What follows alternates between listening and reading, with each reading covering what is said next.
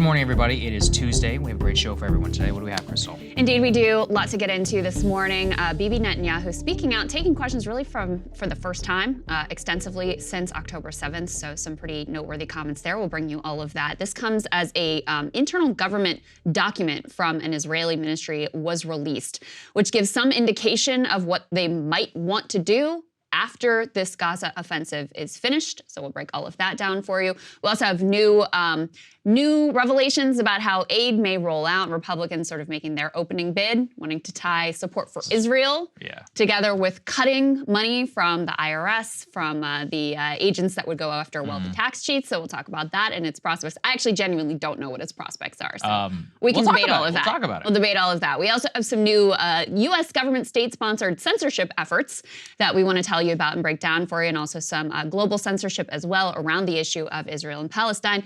New poll out of Iowa with some very good news for Donald Trump. Good news for Nikki Haley, actually. Very bad news for Vivek Ramaswamy. And Ron DeSantis confronted over the conspiracy which has swept the internet, of which I am a true believer, which is that he is wearing secret heels within those really weird and ugly boots that he wears all the time. I will hold my commentary. I have a full analysis and investigation for you in that block. We also are very honored to have the brother of one of the Israeli citizens who was thought to have been taken hostage by Hamas. He is joining us in studio. We actually just recorded the interview. I really hope that all of you take the time to listen to what this man has to say about how he wants the hostages to remain front and center, and also about how he continues to hold on to hope for peace, which is just, you know, an extraordinary testament to his human spirit. So I really hope you guys stick around for all of that, because it's just so important as we cover these big picture geopolitical machinations to remember the innocent human beings that are caught in the middle of this and are suffering so greatly. Yeah, he was a real reminder for that, for both of us. You know, probably why we're in a somber mood right now. Just please take a listen. You should watch it. He talks about his sister. He talks about some of the bigger picture stuff, and he brings it back to what's most important, which is the humanity at all of it. So anyway, let's start with Benjamin Netanyahu finally facing some questions from the Western press. We picked out 3 separate bites that we thought were the most important. The first was about asking him about calls for ceasefire. Here's what he had to say. I want to make clear Israel's position regarding a ceasefire.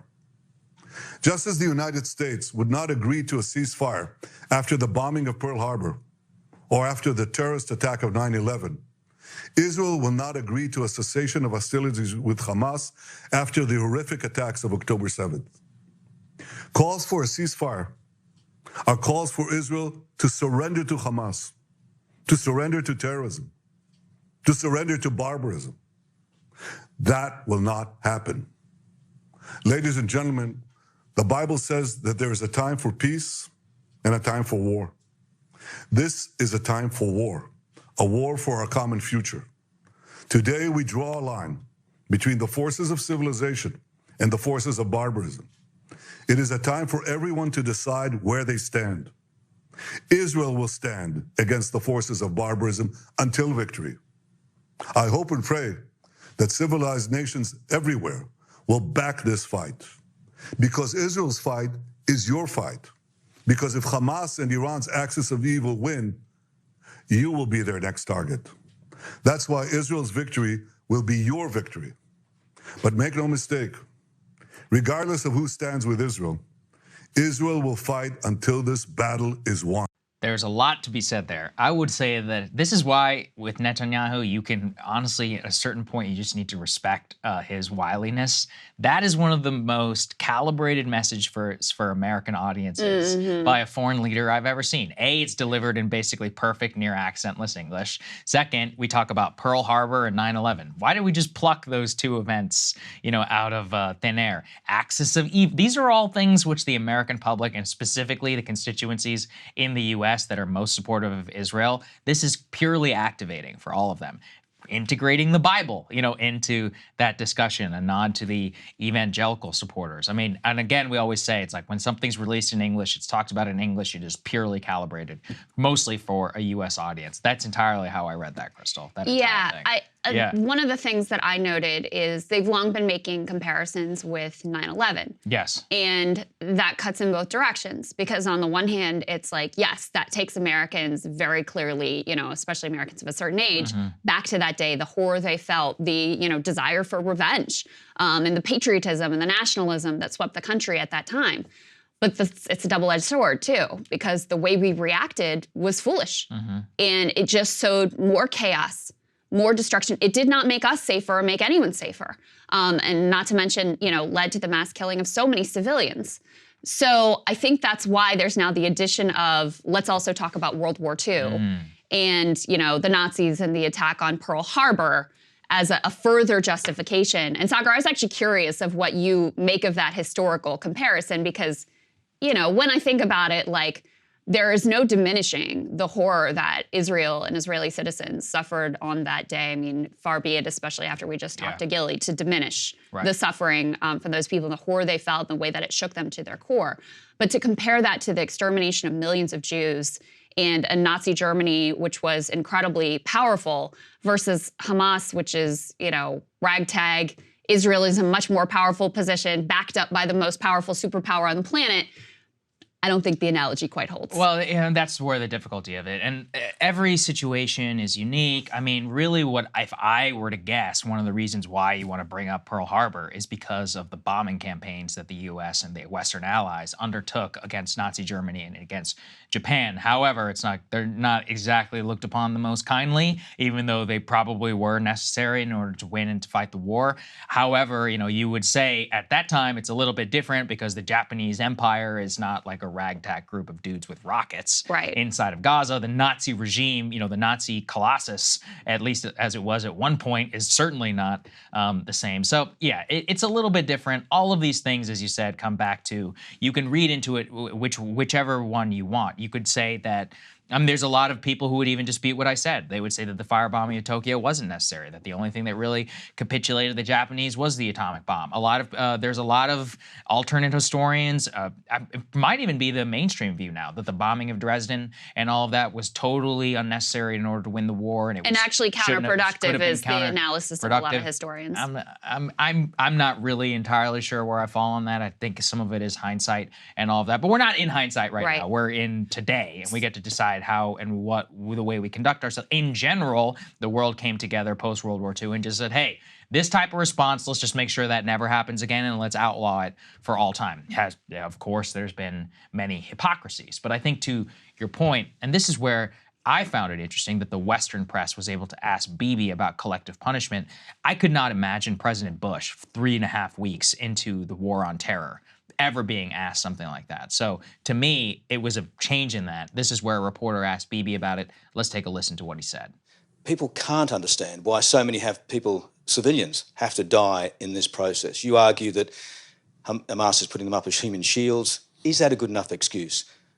Are you inflicting here collective punishment on the people of Palestine? Not a single civilian has to die. Hamas merely has to let them go to the safe zone that we created in southeastern Gaza Strip. There's a safe zone there. Not a single civilian has to die. But Hamas is preventing them from leaving, keeping them in the areas of conflict. So I think that you should direct your questions to Hamas. But I can tell you one thing. We're going out of our way to prevent civilian casualties. So he says that there's a safe zone there in the south. I mean, this is where it's a little bit difficult because we know that there have been multiple airstrikes that have happened on the south. It's just a blatant lie. They told people to move south, which is reigniting. We'll get into some of the potential plans for Gaza after the invasion and what that might look like, but, has obviously reignited a lot of fears about a second Nakba. That southern part has not been free of bombing. It's not like it has been a safe zone, not whatsoever. So that part is just a total lie. Is Hamas preventing them from leaving? I don't know, because you did have close to, somewhere around 1 million people who did leave the north for the south. Yeah, they've been displaced internally. As you said, it's very difficult to actually get a report out since there's no journalists in there, which Israel is not allowing them. But we know for sure many, probably close to 1 million people have fled the north. Now that has left quite a number still remaining in the north, but if Hamas is trying to prevent them from leave, they're not doing a very effective job. So there's that. There's also this, question of collective punishment.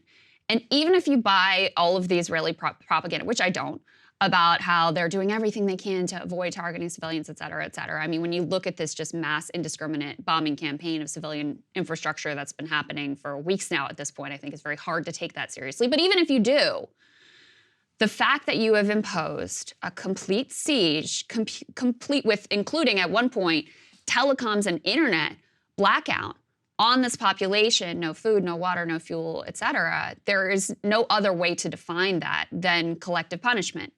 The last thing I will say here on this, this question, even if you, again, buy into the idea of like, oh, Hamas is using civilians as human shields, is imagine if Hamas was operating in Tel Aviv and was using Israeli citizens in a hospital, let's say, or in a school or in a marketplace as human shields.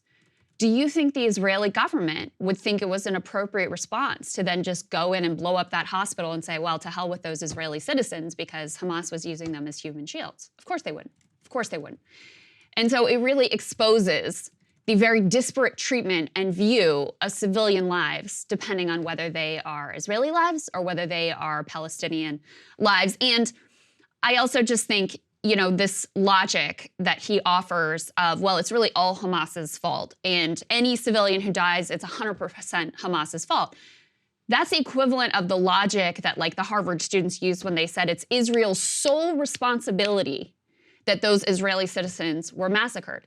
That is completely morally bankrupt. Of course the Israeli government bears some responsibility, and they are not supposed to be a terrorist organization. They're holding themselves out as this beacon of the civilized world. So act like it. Don't lower yourself to their standards, but obviously that ship has sort of sailed. Yeah, I honestly would just appreciate it if they were a little bit more honest. And actually, I look to their defenders here in America, and their defenders are in America are basically like, yeah, they have to do it. That's what they should do. That's the only way in order to wipe it out. And they're like, sure, it's not in compliance with international law is fake, right? Because what is it? Possession is 9/10 of the law. It's like if you can do it, then is it really the law? Well, not really. They're certainly exposing that international law is completely fake. No doubt about that. I've always believed that. It's part of the reason I don't often use the term.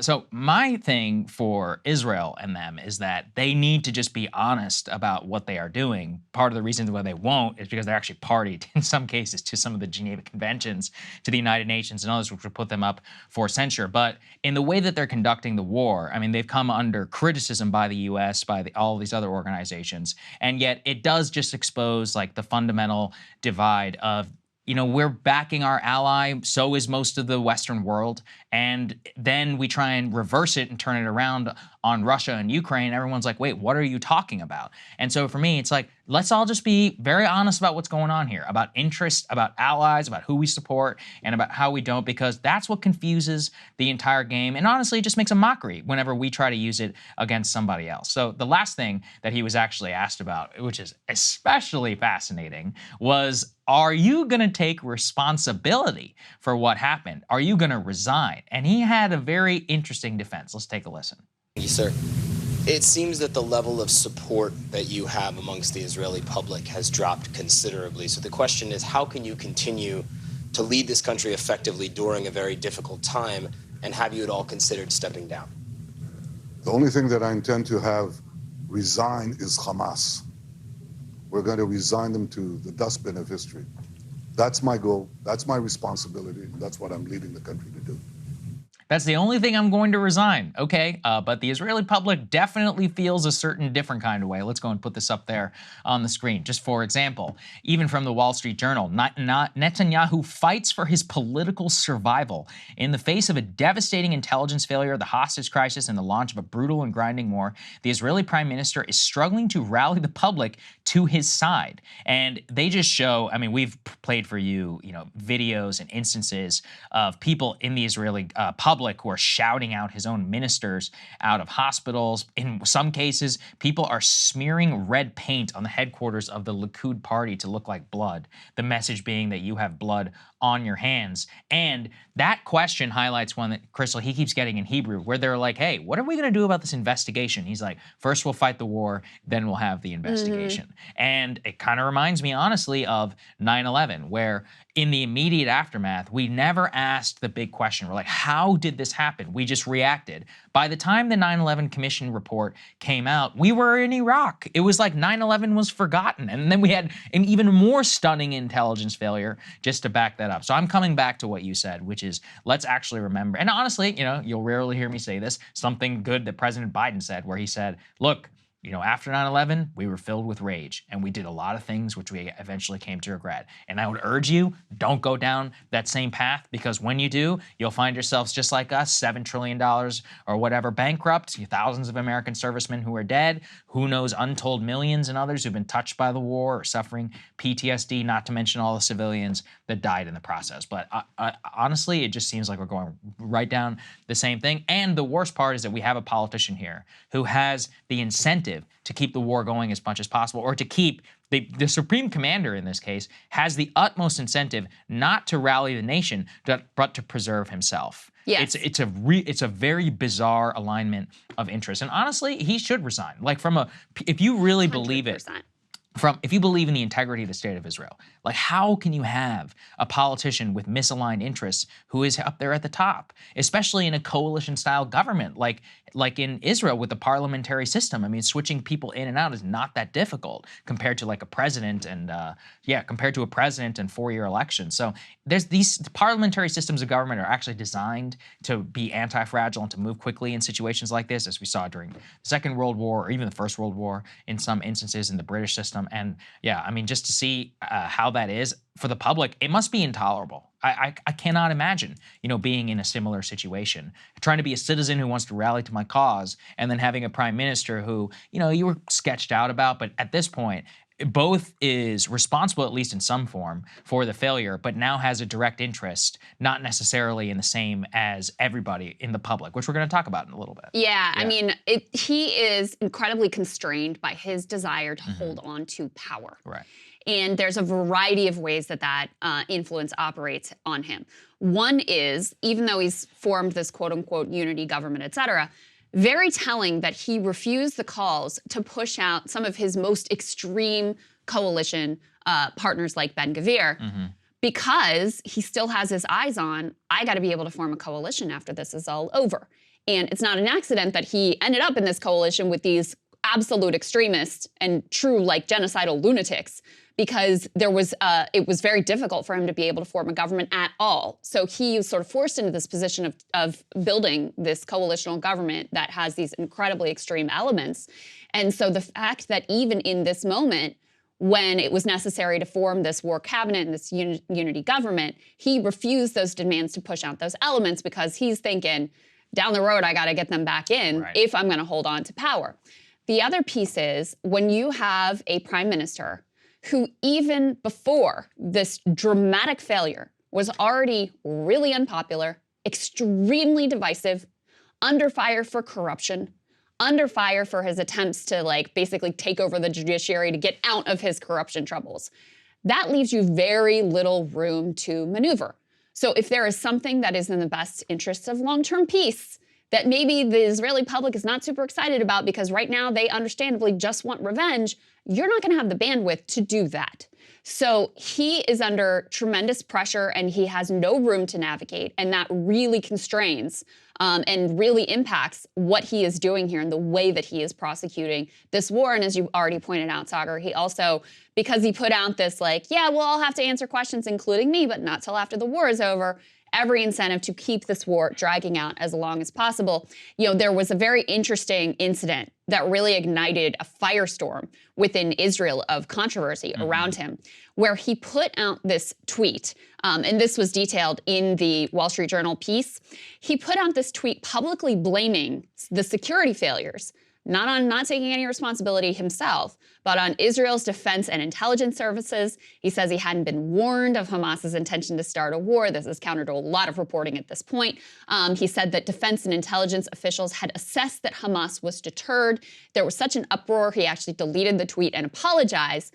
But this is clearly trying to plant the seeds of how he wants to try to pass the buck and, you know, try to delay until perhaps memories have faded and perhaps the rawness of emotion has faded to say, well, it really wasn't me, it was those guys. They're the ones that failed. They're the ones that led you astray, in spite of the fact that his whole claim to power and justification for his position as prime minister, for his government, et cetera, was, I am Mr. Security, I will keep you safe.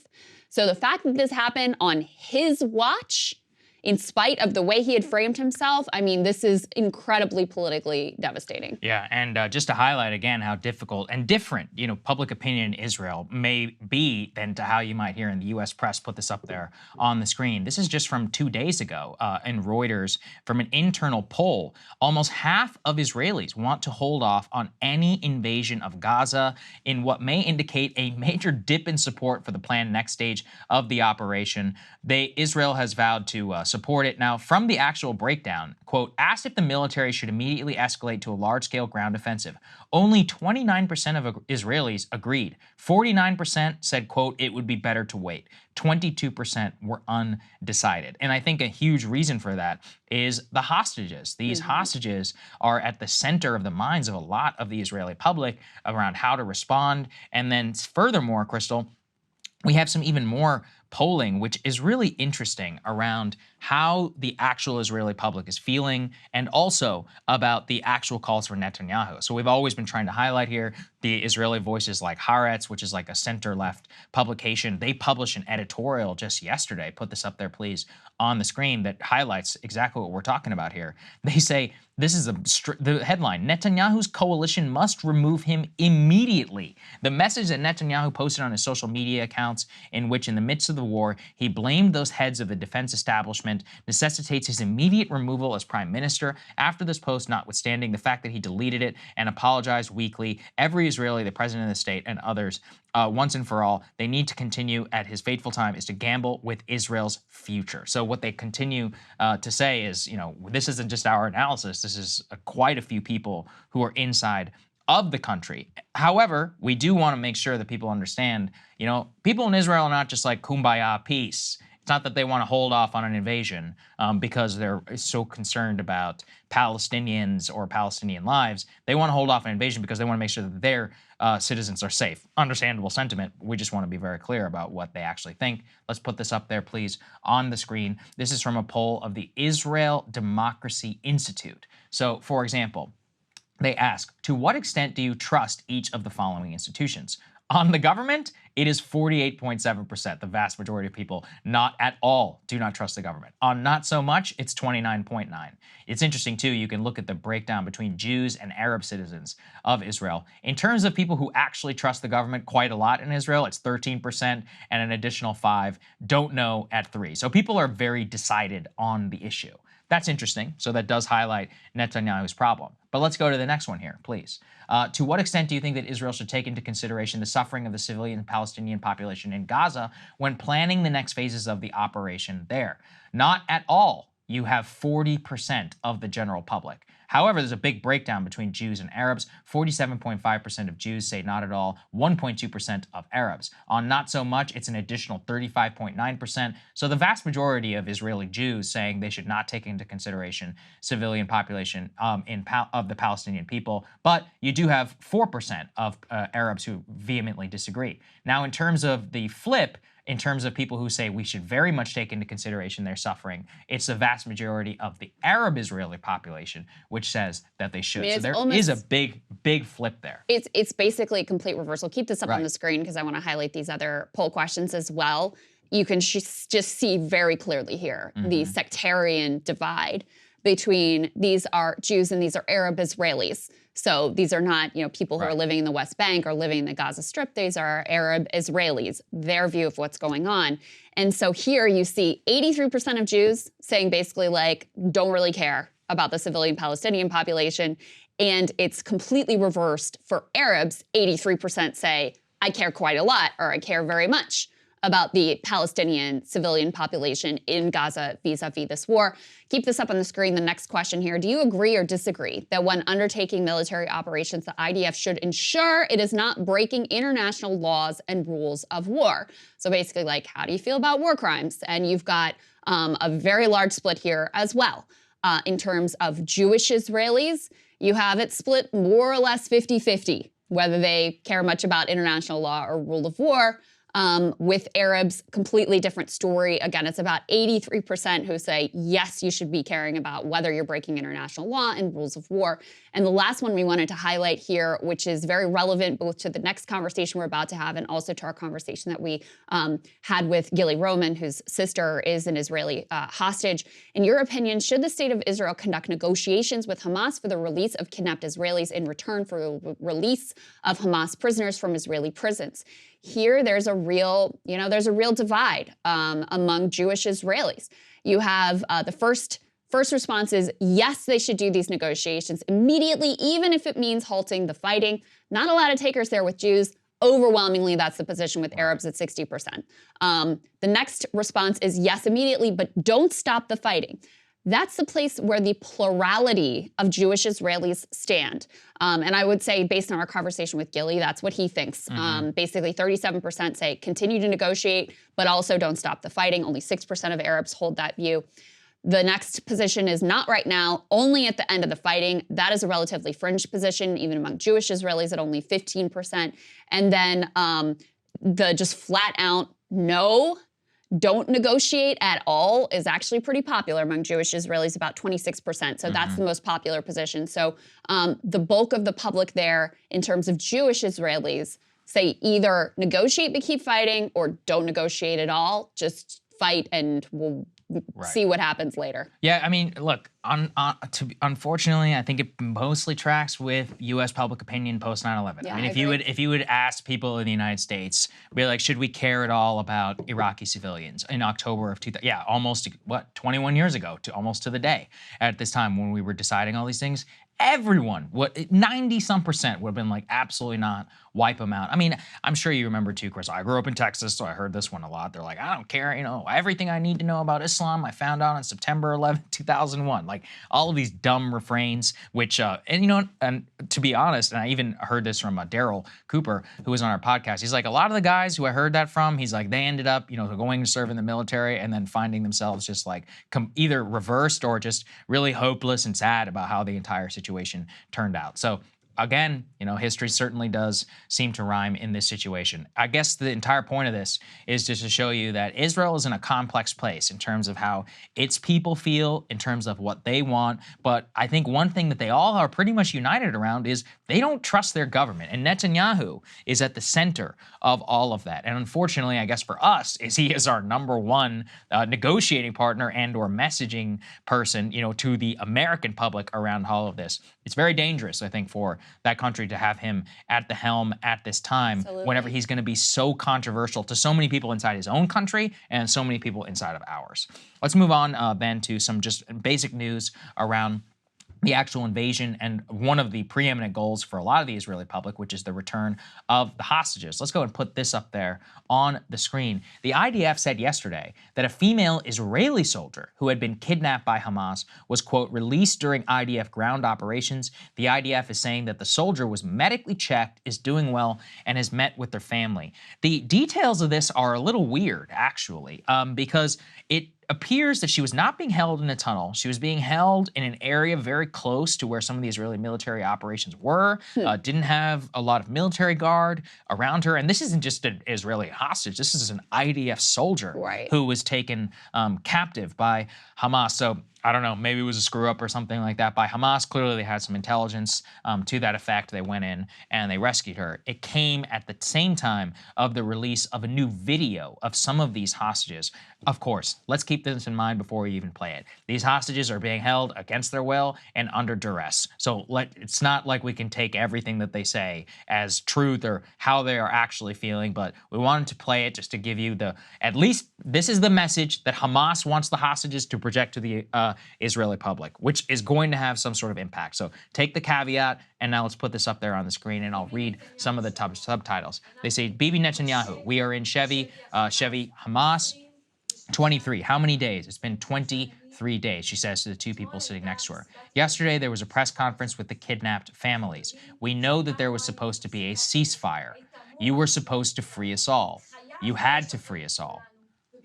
And instead, we are driving in your political, security, military, and political chaos. And there's nods there from some of the people who are next to her. Because of the mess that, quote, you made on the 7th of October. Because there was no army there. No one came, no one listened to us. And we, innocent citizens, citizens who pay taxes to the state of Israel,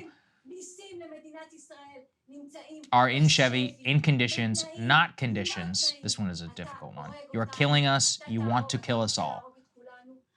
You want to find a way to kill us all. Not enough. You killed everyone. Not enough Israeli citizens were killed. Free us now. Free their citizens. Free their prisoners. Free us. Free all of us. And give us to return to our families. Now. Really horrible situation there. I can't even imagine what these women are going through. Again, who knows whether any of that is true, whether they have guns pointed at their heads, but it's clear that Hamas wants to exploit that message and to hammer it home. Something that you had talked almost immediately, Krystal, about the divisions in the Israeli public around the moving of IDF soldiers from the border with Gaza to the West Bank in order to protect settlers, leaving people there feeling very exposed. Many of them are really more like Israeli leftists. They're like peace activists. Yeah. In some cases, those two old ladies who were released, Ryan did a great job of kind of talking about them and their peace legacy. People haven't gone, they've been into Gaza before to provide medical services to Palestinian people. So these women, we don't know much about them, but of course they're being exploited and they're being projected here. But the message that they are trying to get across is that Hamas is desirable at this point of a ceasefire, but obviously to take advantage, or at least for whatever purposes. But it also gets to the difficulty of the hostage situation and what they are then demanding. It seems that they are saying we want the release of all of our prisoners in exchange. Now, the details of any sort of hostage swap and all of that are very, they're nebulous in some cases. Like sometimes they're saying, well, we want the release of all Hamas people who were taken on October 7th, or actually we want all Palestinian prisoners who are being held by Israel, or in some cases have been held now for decades in an Israeli prison. And then all of this is, of course, being negotiated in Qatar, where the reports indicate that the head of the Israeli Mossad actually just traveled to, may not have met with Hamas directly, but is meeting with other representatives where Hamas has representation there as well. A group of the family members of Israelis who are being held hostage released that their position is they support a swap of all prisoners for all prisoners, or all hostages for all hostages. So at least some portion of the hostage family members, like that is their position. They want to negotiate. They want to make that deal. I also want to mention the fact, because I think this is really significant as well in understanding, this entire dynamic. There were a lot of Palestinian day laborers from Gaza who are actually in Israel on the day of October 7th. They were there, on a work permit to work. They usually work in, the very difficult, dirty, low-paying industries that Israelis don't want to do. So they give Gazans work permits. This was part of the idea to sort of placate this area and try to keep tensions and security concerns at bay. Thousands of them are missing. A number of them have been confirmed, taken, I would say, basically hostage by the Israelis as well. So when we're talking about Palestinian prisoners who could be part of some theoretical deal, which again, you have to consider, you're dealing with Hamas here, so how much you take them at their word, et cetera. Right. But when you're thinking about Palestinian prisoners, I just want people to understand the type of people that could be involved in that.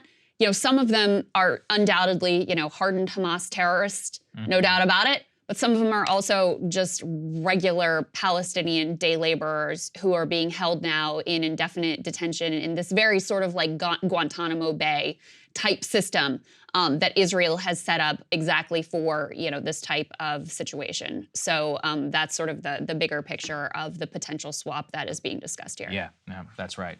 So that's the context for the current hostage situation in terms of the military operations. We've been checking military operations obviously continue. The tanks remain inside of Gaza. It appears that they are doing some sort of movement to encircle the city, Gaza City. We broke a lot of that down yesterday, but there hasn't been anything significant that's happened in the last 24 hours. Of course, we will keep you guys all updated. We do want to talk, though, about a leaked Israeli document. Yeah, indeed. So, part of what we've tried to keep the focus on here from the beginning is not only what is happening right now and the horrors of it and the details of it and the geostrategic importance of it, but, okay, what's the plan for after? And to make the 9/11 comparison again, going into Iraq at all was foolish. But we also went in without a real plan for after, at least not one that made any damn sense. The Israeli government has been very insistent under Netanyahu that we haven't really thought about that.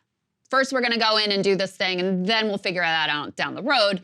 The U.S. has reportedly, in one of these, hand-wringing dispatches, very concerned about that, trying to pressure them to come up with a plan. So we are starting to get some leaks and some details about some of the plans which are being crafted and floated in what I would describe as basically like a domestic and international kind of trial balloon. Put this up on the screen from Haaretz. The Israeli Intel Ministry suggests relocating Gazans to Sinai after the Hamas war. So completely pushing Gazans out of the Gaza Strip and into the Egyptian Sinai Desert after the Hamas war. Again, this was a leaked document that gave a number of possible suggestions, but this was the one that they felt was like the best idea. They say a draft document prepared by the Israeli Intel Ministry suggests an option to initially relocate Gaza's population to tent cities in northern Sinai. This is a first indication of a possible exit strategy to the war by the political leadership. Among a number of suggestions in this new document drafted by the ministry is the possible relocation in the current war's aftermath. It suggests Israel might initially relocate them to tent cities to be followed later by the establishment of permanent communities in northern Sinai. So this is a permanent relocation is what's being floated here. Document presents two additional alternatives. One would permit the Palestinian Authority, which has partial control of the West Bank and which was ousted from Gaza by Hamas in 2007, to control Gaza with its current residents remaining. Another option would have Israel establish local Arab rule by Gaza's residents who remain in their homes after the collapse of the Hamas regime. The Prime Minister's office said in response to this article, this is an initial document of the kind that can be found in dozens of iterations at all levels of the government and the security services. The issue of the day after has not been discussed at any official forum in Israel, which is now focused on eliminating Hamas's governmental and military capabilities. And Saagar, as you know, I've long thought that it was complete bullshit. That they're like, we haven't even thought about that. Because even before this war, they had thought about it. There had been position papers, there had been articulated political positions. Netanyahu famously, as the head of Likud, has been totally opposed to any sort of Palestinian statehood. That's why he was interested in propping up Hamas, because he knew Hamas could not be negotiated with. There would be no appetite for peace with Hamas. He also knew that keeping the residents of the West Bank versus the Gaza Strip separated was also good for thwarting Palestinian statehood. So that's why they prefer this idea of, let's be honest, what would amount to the textbook definition of an ethnic cleansing. They prefer that because if you allow the Palestinian Authority control over Gaza, then you have this little glimmer of a possibility at Palestinian statehood. And the reason we should take this seriously, number one, the reporting is that this was intentionally leaked to a group of basically like right-wing activists to try to get it out into the press. Again, that's why I call this as sort of like trial balloon, to see how the Israeli population responds to it, but more importantly, to see how we respond to it. Yes. And we also have some indications from, you'll recall, we covered Tony Blinken's discussion with President Sisi of Egypt. And one of the things that he said really stood out to me about how, they put off the table like any relocation of Gazans. Let's put this up on the screen from Reuters. Egypt Sisi rejects transfer of Gazans, discusses aid with Biden. And so it was a real red flag to me that had even been, seriously discussed from the U.S. Secretary of State with the president of Egypt, and was again an indication that this whole, oh, we don't know what we want to do thing was a bluff, and that they actually had some ideas behind the scenes of what they wanted to do. They just didn't want to really come out and say it publicly. Yeah, I think it's, I agree that it's probably a trial balloon, and it is one where I would even say the less important to us is how the Arab world will react to this. And I think it's interesting that Sisi, it seems, had some sort of inkling around this. I mean, let's also remember, Sisi has a pretty good intelligence network. It helps whenever you are a dictator of your entire country. And they're the ones who actually warned the Israelis about October 7th just a couple days before, just be like, just so you know. Clearly, he probably had some heads up that something like this was being planned. I just don't think it's honestly even feasible. They can try and, trial balloon it all they want. If they were to try and forcibly relocate 1 million people or so into the Sinai, it would absolutely spark a regional war. There's no question. It also flies in the face of all U.S. policy, bipartisan U.S. policy now for multiple administrations. I believe even since the Bush administration, whenever it came to the policy of the United States government, it has been now for almost 2 decades, is we believe in a 2-state Palestinian solution. This is the opposite of that. Also, it flies in the face of the previous way that we thought about Sinai, about the removal of Israeli troops, about, I think even to this day, there are still U.S. peacekeepers, at least in the region or nearby, because I know that sometimes they had a run-in with ISIS. My point being is that this is dead on arrival for the entire international community. And it is, though, I think, dangerous, especially if it's dangerous if it's came about the way that you said. It's one thing to be leaked because people are concerned about it. It's a way other thing to be leaked because they're like, no, guys, let's float this and let's see what the response is. This would set up, I believe this actually would set up a complete showdown with the Arab world. Where is if this is the plan and this is what they actually want to commit themselves to, that's it, we're going to war. There's no question. They also include in here details about the way they would sell the international community and the Arab world and the U.S. in particular on this idea. And I mean, it's unfolding. The plan lays out, some of these phases have already unfolded. So the idea is, okay, first we push them out of northern Gaza for their safety. Of course, southern Gaza also not safe, but we'll put that aside for a moment. Then we do the ground invasion. We push them out of the strip altogether, again, for their safety. You'll remember early on with the Biden administration, there was a lot of talk of these humanitarian corridors. That was the idea of like, oh, we're going to open these humanitarian corridors so that people can flee the fighting and keep them safe with, of course, we'll let them return.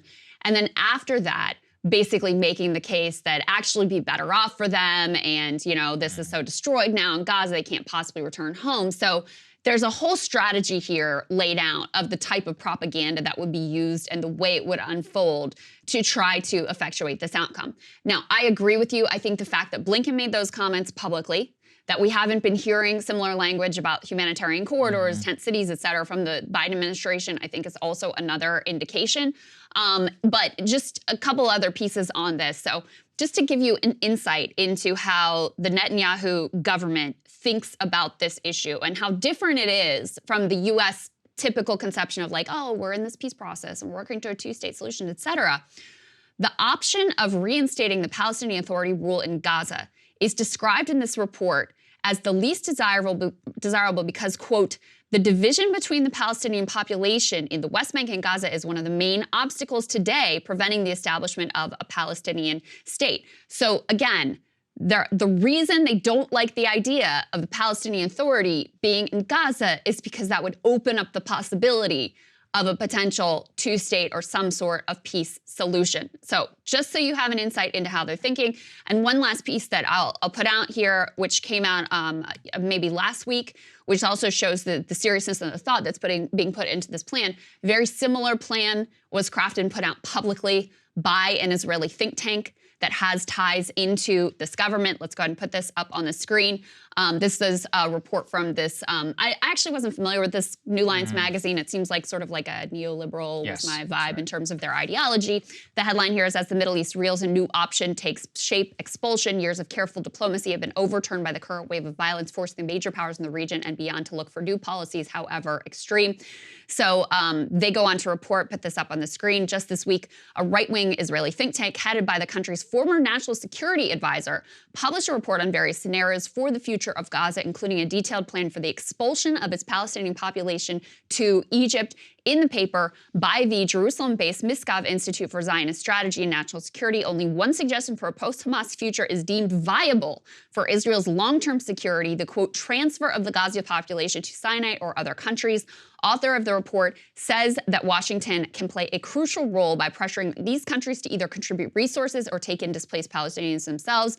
Although international law says forced displacement of civilians is a war crime, the author of this report argues transferring Gazans to Sinai could be legally justified as self-defense in a time of war. So again, just shows you this is something that's being seriously considered, I think being floated as a trial balloon, both to the Arab world, to us, to the Israeli population, and is very much, you know, part of the thought process and consideration of what the Israeli government would like to do. The last thing I'll say about this, I mean, putting aside, I know people feel a certain way when you use these terms. I mean, if you look up the definition of ethnic cleansing, this fits the definition. So put that aside. If you don't care about the morality of it, how are you going to be more secure if you just push these people out, done a complete Nakba? They're in Egypt. Like, you no longer even have your, like, you know, blockade and your deep surveillance, et cetera.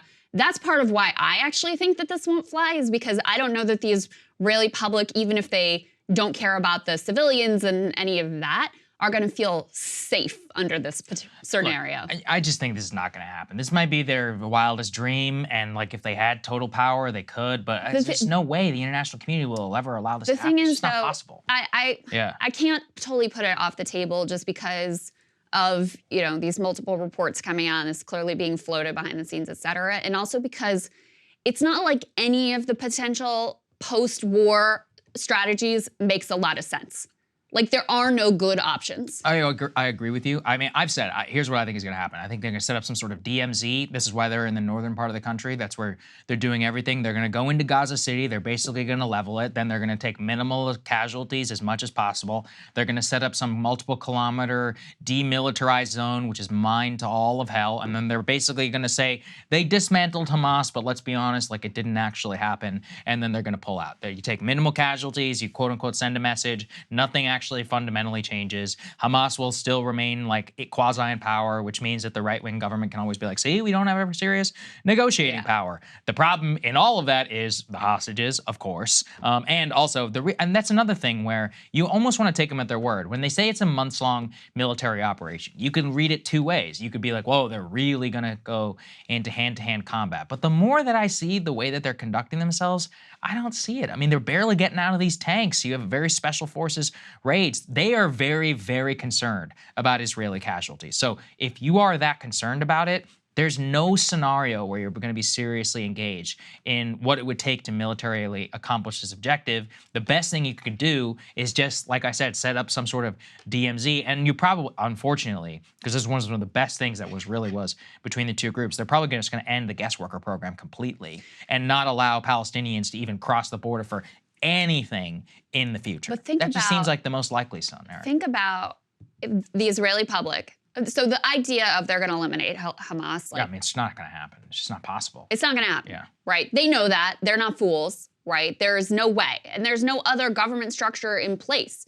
And, you know, I mean, there haven't been elections there in, 17 years or whatever. Like, yes. It's not like there's some thriving democratic society that can put together another government. So the idea of we're going to root out Hamas, no, you're not. Okay. So how is the Israeli public going to react, even with, okay, we have this DMZ and we have these additional security procedures, et cetera, but we're going to let Hamas remain in control? I just can't imagine the Israeli public supporting that. So like I said, the reason I don't think you can rule it out is because, number one, we've already seen them executing a number of these phases. Number two, you know, even prior to this war, this was clearly like the desire of especially certain elements of Netanyahu's coalition, if not himself, but I think also him himself based on prior support and comments. There is no good other option, and I just don't know. I don't know how it plays out. I don't know where it ends. I don't know what the Israeli public will accept, and I really want people to sit with the fact that according to this official government ministry report, they would actually rather keep Hamas there then let in the Palestinian Authority because that would open up the possibility of peace. So they would rather have Hamas in charge than have a possibility of a Palestinian state. Well, certainly. I just want you to understand that's the ideology we're dealing with here. Definitely, especially the current government. And Yeah, the other that's possibility exactly right. is the Israeli public who gets sick of war, and then they're like, look, let's actually get serious about this. If any public could do it, it would be people whose grandfathers died in the Holocaust, whose fathers had to fight in the 1967 and 1973 wars, and then whose current generation has had to live now with debilitating terror attacks. That can go two different ways. You know, you can go one way where you want complete revenge, but if that doesn't become politically sustainable, then you turn to the other. So I would hope that we can bet on that prevailing, but of course that is not something that we can count on in the future. Well, the last thing to say on a potentially more hopeful or moderate note or whatever is, I mean, there aren't real leftists left in the Knesset. Like, it's this whole society has shifted dramatically right, which is how Netanyahu ends up in power. But, you know, he is, and his coalition is the most extreme in history, and he's hanging on to power by his fingernails. So it's not even close to clear that he and his government would be the ones coming up with and implementing whatever the strategy is for the day after. Yes, exactly right. Let's move on to the aid part. This is kind of a fascinating conversation. There was a new plan that's been revealed. So, of course, Speaker Mike Johnson, the new speaker, said his first act was passing a resolution in support of Israel. The second thing that they really wanted to do was get some Israel aid on the floor. Well, that Israel aid, as I brought you guys the news yesterday, they're breaking it apart from Ukraine aid. Now, it's going to be $14 billion. Now, instead of just paying or just, I guess, borrowing that additional $14 billion, they wanted to do an offset. And so the way they've decided to pay for it is by cutting funding for the IRS, which was included in the Inflation Reduction Act. Here's Speaker Johnson in an interview that just yesterday describing the strategy. Let's take a listen. This is a matter of good versus evil. I think what Prime Minister Netanyahu said just a couple of days ago is exactly right. It's good versus evil. It's light versus darkness. I spoke with him on the telephone, I think it was Saturday night. I've known him for some time, and we spoke in those very clear terms, and we understand what's at stake here. And I hope that everyone will put politics aside, get that bill over the line. We're going to have pay-fors in it.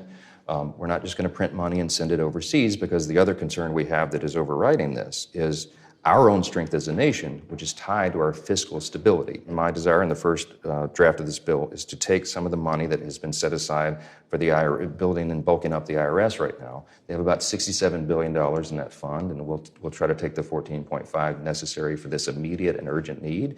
We'll deal with the rest of that issue later. Do you think that will drive away some Democrats in the Senate or here in the House? It may, but my intention is to call Leader Schumer over there and have a very direct and thoughtful conversation about this. I understand their priority is to bulk up the IRS, but I think if you put this to the American people and they weigh the two needs, I think they're going to say standing with Israel and protecting the innocent over there is in our national interest and is a more immediate need than IRS agents. All right, he's setting up a showdown over the IRS. Let's put this on the screen. We got some of the bill text here just to show you guys. So as you can see, the House GOP wants to offset the $14.3 billion Israel supplemental with IRS funding from the Inflation Reduction Act. We've got the bill text there that lays it all out. So Krystal, I know that you disagree with this on a policy level, but I gotta be honest, I think it's a brilliant play because they're basically daring the Senate and Biden to choose IRS funding over funding for Israel, which at the very least is politically popular for now. IRS funding is certainly not politically popular.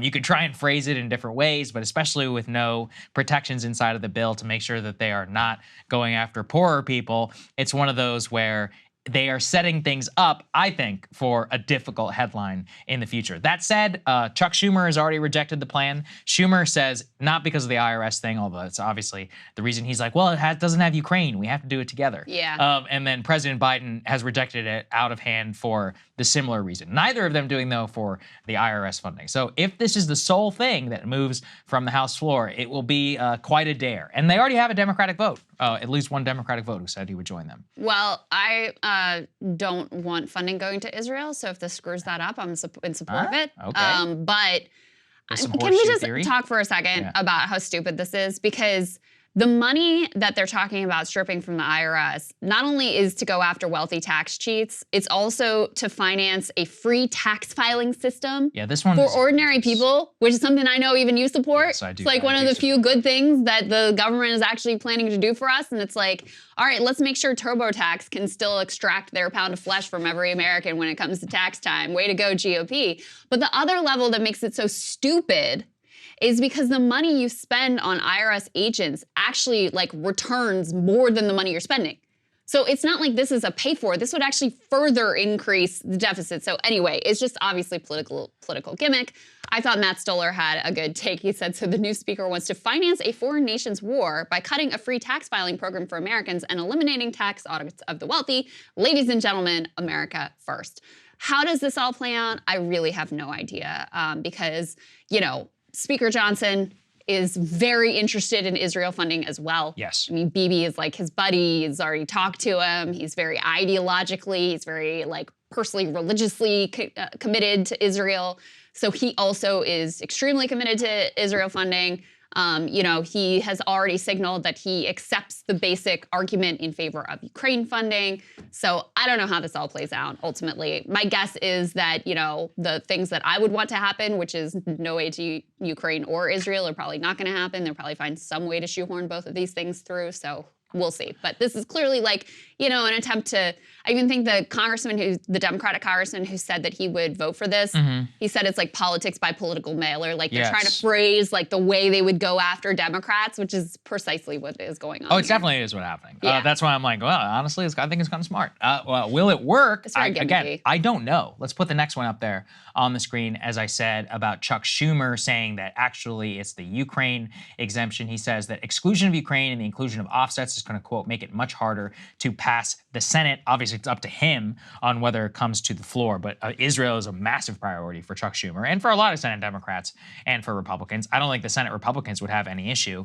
And then you only need a couple of Dems actually to join, but Schumer, of course, would have to bring it to the floor. Now, I don't know how that will come about. Already, the sole objection I've seen so far from Joe Manchin says, I'm fine with the IRS funding cut, but we got to have Ukraine in there too. Susan Collins also saying effectively the same thing. It's a showdown. We'll see how it goes. The House is scheduled to vote on it at least sometime in the next week or so. Then it will make its way over to the Senate. They're going to have to decide if they outright reject it or not. And then the two bodies will come to a head. And obviously the president is going to be on the side of Chuck Schumer. So we'll keep you guys updated, but it is an interesting little political wrinkle that the GOP was able to get in there for their headline. Now, speaking of Ukraine aid, there was a remarkable new profile of President Zelensky in Time magazine that we just had to bring you. I found this quote, Krystal, buried 45 paragraphs in, all the way at the bottom, which is dropping, honestly, whenever you read it out loud. So let's please put it up there on the screen. I'm going to read it to everybody in full. This is the quote from this reporter who was embedded with President Zelensky and his team, both during their U.S. trip and then in Kyiv, and also critically after the October 7th attack on Israel. Quote, amid all of the pressure to root out corruption, I assumed, perhaps naively, officials in Ukraine would think twice before taking a bribe or pocketing state funds. When I made this point to a top presidential advisor in early October, he asked me to turn off my audio recorder so he could speak more freely. Quote, Simon, you are mistaken. Simon is the profiler. He says, quote, people are stealing like there's no tomorrow. Even the firing of the defense minister did not make us officials, quote, feel any fear. He says, because the purge took so long to materialize. The president was warned in February that corruption has grown rife inside the ministry. He dithered for more than 6 months, giving his allies multiple chances to deal with the problems quietly or explain them away. By the time he had acted ahead of his U.S. visit, quote, it was too late, says another senior presidential advisor. Ukraine's Western allies are already aware of the scandal by then, and soldiers at the front have begun making off-color jokes about Reznikov's eggs, a new metaphor for corruption. Quote, the reputational damage was done. You know things are bad whenever the freaking guys on the front line are aware of an egg scandal as something that is a standalone. There's so much more in this piece, but to me, it's just like the hubris. They think they can just admit this out loud and get another $60 billion. I mean, this is one of the most corrupt nations in the entire world ahead of this war, openly acknowledged by the Western government and by many others. We have now reports that the Biden administration held off for over a year on raising corruption to the Ukrainian government. We knew it was real. We decided not to raise it. And what's shocking to me is that inside the regime itself, they are completely fine with it. And not only fine, they are openly stealing everything that's not nailed down to the floor, because now they're like, oh, well, now the funding might dry up, so we got to steal as much as we can. I mean, these people make the Afghans look like charitable NGO, operators or something. It's crazy to me that they'll just admit this. There's a lot that comes through in this piece as well, in terms of reality sort of setting in, but it's not really setting in. Right. They have this line, they say, Zelensky, the usual sparkle of his optimism, his sense of humor, his tendency to liven up a meeting in the war room with a bit of banter or body joke. None of that has survived into the second year of an all-out war. Now he walks in, gets the updates, gives the orders, and walks out. They have left him without the means to win the war, only the means to survive it. On the contrary, his belief in Ukraine's ultimate victory over Russia has hardened into a form that worries some of his advisors.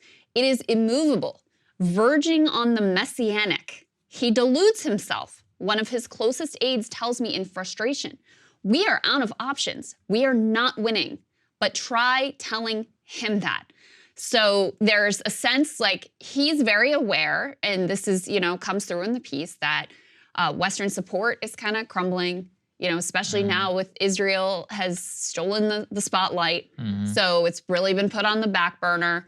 The counteroffensive didn't go well, and there's a reckoning internally within Ukraine about why didn't it go well and whose heads need to roll because it didn't go well, et cetera. So you've got that.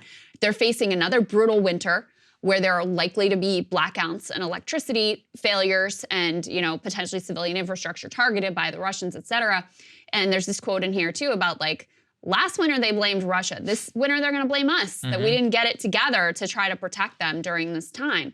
So there's an awareness of all these things, but there's no willingness to acknowledge the reality that there needs to be some sort of a deal cut. There needs to be some sort of an end in sight.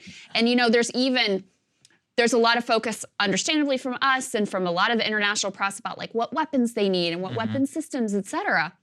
Part of what comes through in this piece is weapons are one thing. We don't even have the men to fire the weapons. The average age of a Ukrainian soldier is 45 years old. That's right. That's average age. And so the reporter says, when I raised these claims with a senior military officer that some of the units were refusing to follow orders, he said some commanders have little choice in second-guessing orders from the top. At one point in early October, he said the political leadership in Kyiv demanded an operation to retake a certain city, a strategic outpost in eastern Ukraine that the Russians have held and fiercely defended for nearly a decade. The answer came back in the form of a question. With what? Retake it with what? They don't have the men or the weapons, says the officer. Where are the weapons? Where's the artillery? Where are the new recruits? So you're facing almost mutinous conditions on the ground and the front lines in some of these areas. Yeah, the most poignant one to me was exactly what you referenced. His own advisors saying, quote, he deludes himself. We are out of options. We are not winning. Try telling him that. These are actual Ukrainian presidential advisors. Let's underscore exactly what you just said about the actual personnel, where they say that the shortage of personnel is more dire than the deficit in arms and in ammunition. I mean, I don't think it takes a genius to figure out that when the average age is 43 years old, quote, they are grown men now and they aren't even that healthy to begin with. This is Ukraine, not Scandinavia, as they so aptly put it. They know that they're not fighting with a full deck. And this is really sad because we have no idea what the actual number of casualties are. We know it's probably more than 100,000 that are dead. Could be more than that. What we do know, based upon, unfortunately, about the number of prosthetics that are being manufactured, is that it is now roughly equivalent to what the British Army was suffering for casualties who have lost limbs from the First World War.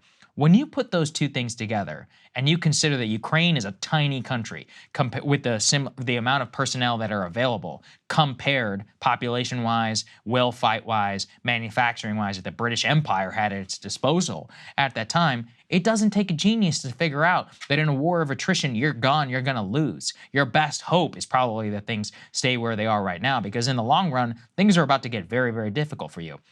43 years old. I mean, this is like you read about countries in their absolute like last death throes start to get 43, 50-year-olds, and then of course what comes next? Usually kids, age 15 or some 16, sometimes 13, you know, that get drafted or end up in auxiliary forces or whatever behind the lines, and then they end up getting put in danger. I mean, this is like existential, but they're not behaving as if it's existential, because when you do, and I think this is why I honestly blame us more for this than anybody else. We gave him the delusions that he could be in this to win back every square inch of his territory, including Crimea. That's what the American political establishment basically told him. And then at the same time, on the corruption side, it's our fault. We're the fools. If somebody is going to take your money and steal it, is that on them? Or is it on you for being so much of an idiot that you not only give them $50 billion, they give them an additional $50 billion on top of that, even when you know that they're massive criminals? Yeah. That's America's fault. And even right now, I mean, it is an open question whether we're not going to send these people an additional $60 billion. If I had to bet, I would probably bet on the side of sending it to them. Yeah. I think the American political establishment doesn't care about any of this. I will say, you know, this profile and all of that, it's making the rounds on Capitol Hill. I had 2 sitting U.S. senators who highlighted my tweet about that. But that's 2 out of a body of 100. Yeah. The vast majority, they're just going to ignore it. They're going to pretend like it doesn't even exist. I agree with you that it's our fault. And I actually think this line that they have in here, you know, Zelensky feels betrayed by his Western allies. They have left him without the means to win the war, only the means to survive it, is basically accurate. And it is now really quite confirmed that the US and the UK in particular, at the beginning of this war, scuttled a potential peace deal that was being negotiated by Turkey. And the thought was that, you know, this would be quick and easy, and Russia was falling apart and they were a mess, and maybe we can get regime change. We had all these like fanciful maximalist aims. And so we scuttled this potential negotiation that could have ended this conflict and ended this, you know, total nightmare and horror of a war. And we didn't want that. Not they didn't want it, we didn't want it. So yeah, now you're in this no man's land of keep feeding the thing, even though it's, you know, it's not going to be enough to win. And the public is, you know, has lost its interest and its appetite for continuing to be proxies in this conflict. And all the while, a very dangerous situation. It's a complete mess. And it is, you're right. It is absolutely a mess of our making. Because you really can't blame Zelensky. I mean, like, this is his country. You can't blame him for the decisions he's making and everything that he's trying to do. But we're the ones who, you know, have really been driving the train and pushing in this direction from the beginning. And, you know, there will be a reckoning one day. There's no doubt about it. Oh, well, yeah, I hope that it comes sooner rather than later. It took us 20 years to wake up to the grift in Afghanistan. It's taken us about 2 years, but we still spent the same amount of money and arguably even more on this one. So joke really is on the U.S. taxpayer and on all of us for not listening in the first place. Speaking of Afghanistan and 9/11, the 9/11 vibes continue, and especially some of the war on terror expansion of the security state that we saw in the wake of 9/11. We now have the White House, you know, with Karine Jean-Pierre, a spokesperson here, classifying a new group of Americans as quote-unquote extremists. Let's take a listen to this exchange. Doesn't Biden think the anti-Israel protesters in this country are extremists? What I can say is what we've been very clear about this. When it comes to anti-Semitism, there's no place. We have to make sure that we speak against it very loud and be very clear about that. Remember, what the president when the president decided to run for president is what he saw in Charlottesville in 2017, when he saw neo-Nazis marching down the streets of Charlottesville with vile anti-Semitic just hatred. And he was very clear then, and he's very clear now, He's taken actions against this over the past 2 years, and he's continued to be clear. There is no place for this type of vile and despite this kind of rhetoric. And we hear you guys, though, talk about extremists all the time. It is usually about MAGA extremists. So what about these protesters who are making Jewish students feel unsafe on college campuses? Are they extremists? I've been very, very clear. We are calling out any form of hate. Any form of hate. It is not acceptable. So basically likening their protesters to the neo-Nazis who marched in Charlottesville. Let's take a look at some of the official government actions that are being taken here. Put this up on the screen. Biden administration unveiling new actions on Monday to combat anti-Semitism on college campuses after an alarming uptick in incidents since the Israel-Hamas war. The Departments of Justice and Homeland Security are partnering with campus law enforcement to track hate-related threats and provide federal resources to schools according to the plan, which was shared exclusively with NBC News. Some of what they'll be assessing include specific and credible threats that are flagged online. So listen, you might hear that. Everyone should be completely opposed to anti-Semitism, which is disgusting. And there is no doubt there has been a rise in anti-Semitism. There's no doubt that some of the protesters have expressed anti-Semitic sentiments. It's also very clear that, the 2/3 of the American public supports a ceasefire, which is completely at odds with the White House, something they've called repugnant. You also have many Jewish protesters who are in support of a ceasefire and in support of a Palestinian statehood, et cetera. So to paint with this broad brush is incredibly disturbing. And I will just say, Saagar, that, you hear these things, you're like, oh, combating anti-Semitism, like who could be against that? Right. But we saw the way that these things were used after 9/11 and the way that, we're going after, Al-Qaeda, we're going after ISIS, we're going after the terrorists. And next thing you know, you have enabled and justified this massive surveillance bureaucracy and security state expansion.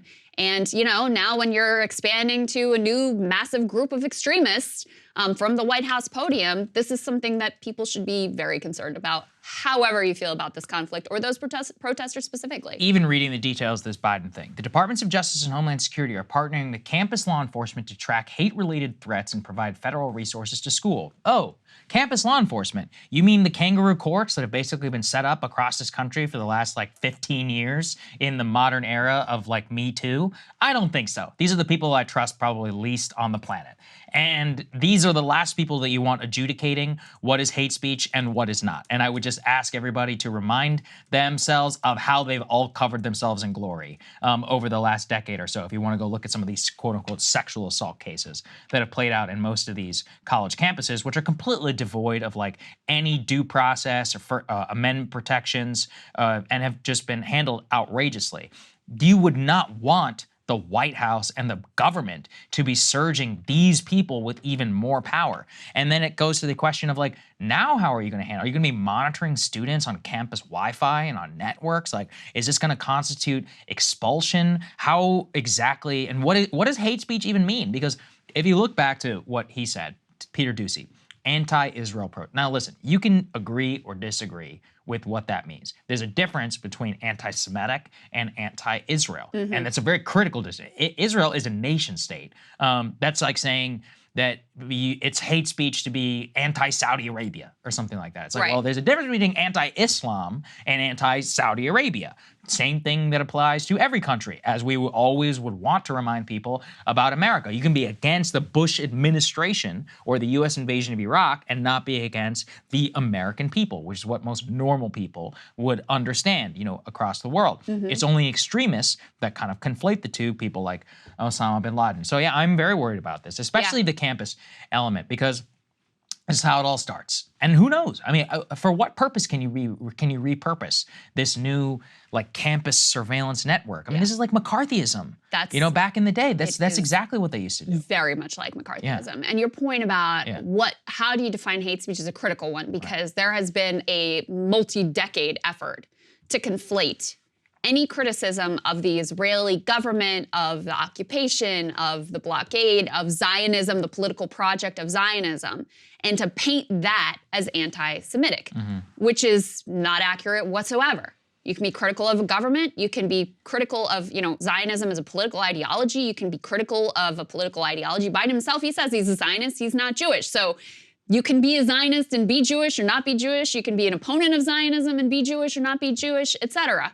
So to conflate those things with just being against the Jewish people and being an anti-Semite is just wrong. It's just inaccurate. It's not correct. But there has been a long-term project. Actually, I just saw another clip of the guy from the ADL saying, we should all see that it's very clear now that criticism of Zionism is anti-Semitism. No, I 1,000,000% reject that. In fact, the beginning in the early days of Zionism, there were all kinds of competing ideological camps among the Jewish people about whether or not they supported Zionism, about the different types of Zionism, about the way it should be effectuated. So there's been a long, vibrant political debate around the political ideology of Zionism. You can't take that off the table. And if you're painting people who have a critique of that as extremists or radicals or terrorists or, need to be tracked by the federal government, like this is incredibly terrifying. And again, really encompasses a broad swath of the American public who don't agree with the Biden administration's opposition to a ceasefire. 2/3 of Americans and 80% of Democrats support a ceasefire. So are they extremists, those 2/3 of Americans that, the Biden White House previously labeled as repugnant for supporting a ceasefire? You mentioned the McCarthyite climate. I think that is incredibly accurate. Every day we get more and more instances. Usually we don't cover them every day because it would just get tedious because there's so many of them, but we'll give you a couple examples here. This one flagged by our own Ryan Grimm of Counterpoints and of course of The Intercept, put this up on the screen.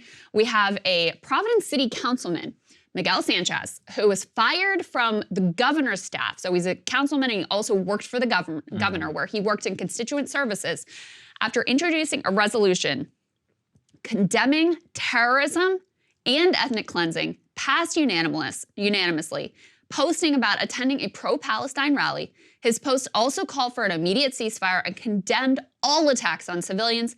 He was fired on Friday with his public comments cited as the reason for the firing. And Saagar, just to be sure, I went back and looked at all of his public posts on Twitter, and it's very nothing he says should, in my opinion, even be controversial, just about protecting civilian life. And yes, he is very sympathetic to Palestinians and their humanity as well.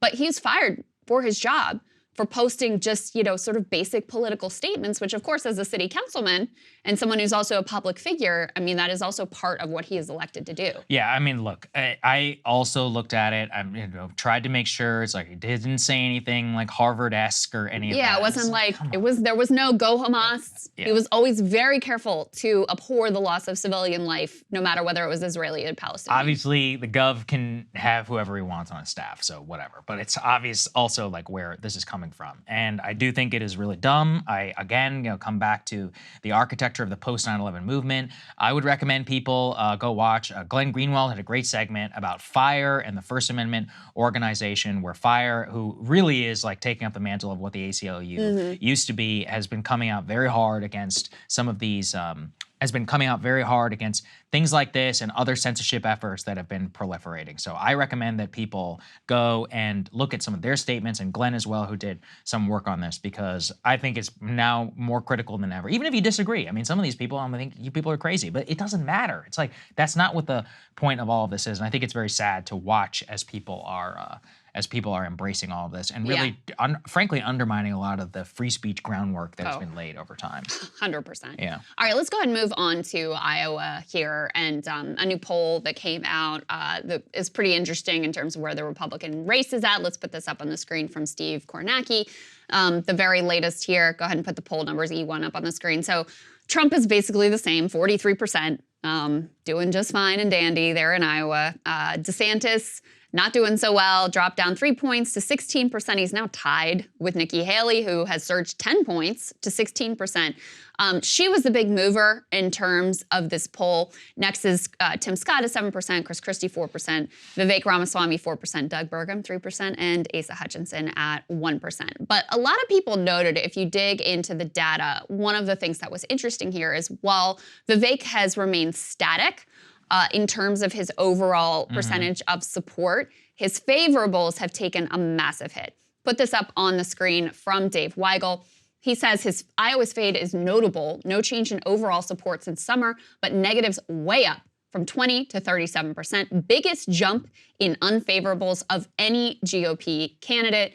And Saagar, I saw our great friend Marshall making some phenomenal points about this, of basically like the more he did podcasts and the more people got to know him, the less they wanted to know him. It's probably, I wonder how much of it is podcasts. I wonder how much honestly came off from the debate and just what did the Gen Zs call it? Pick-me syndrome? It's like being a pick-me girl or a pick-me guy.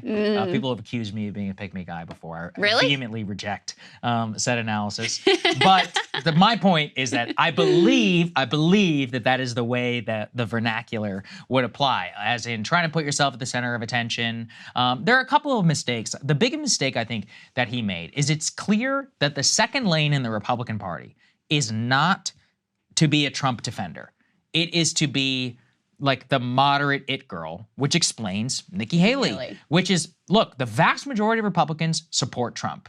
The vast majority of Republicans support Trump-like policy and all of that. But there's a small little percentage which doesn't. And it's clear that that small little percentage likes old GOP. So the bet by DeSantis, by Ramaswamy and others was that this number 2 lane could exist where you are somehow a Trump alternative, but you're supportive of Trump. But it's just very clear that if people want Trump or anything to do with him, they're going to pick him. For people who want DeSantis, it's still going to be the vast majority of people who may feel affectionately about Trump, but want to move on from him. And then that left, whatever group is left, those are just going to be very traditional Nikki Haley style suburban Republican voters, that very traditional, you know, a small business owner, pro-Israel, mostly boomers, let's be honest. And she's like made in a lab, I think, for them. So at the end of the day, I just don't think his political lane existed. I'm not even quite sure how much any of it had to do. I just think that when his unfavorables went up, it's going to be really amongst that group of who the only people who exist who are anti-Trump